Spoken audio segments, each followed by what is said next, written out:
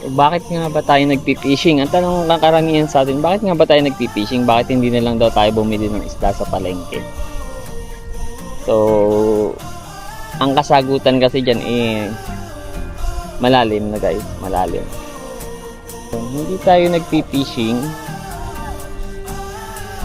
para maghanap ng ulam, no? Hindi tayo nag-fishing para maghanap ng isda. Kasi may mga panahon na wala talagang isda. Wala ka nakikitang isda, walang kumakagat ng isda. So, ang sagot pa tayong fishing kasi naghahanap ka ng peace of mind. Naghahanap ka ng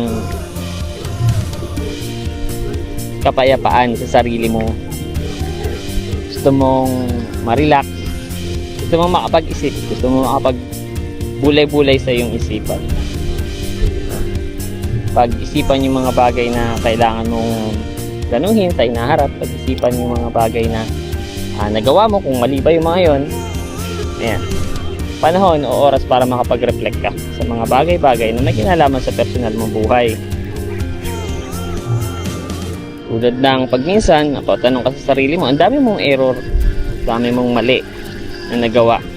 So, kailan yun magiging tama? Ano yung kailangan mong gawin para maging tama yun?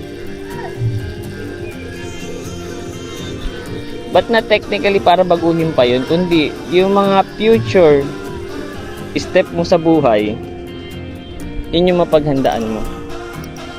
Yun yung maayos mo.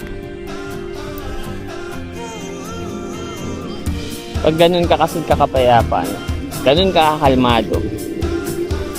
Kasi yun nga, nakapag-fishing ka eh. Nakakapag-decide ka pa na mas maganda.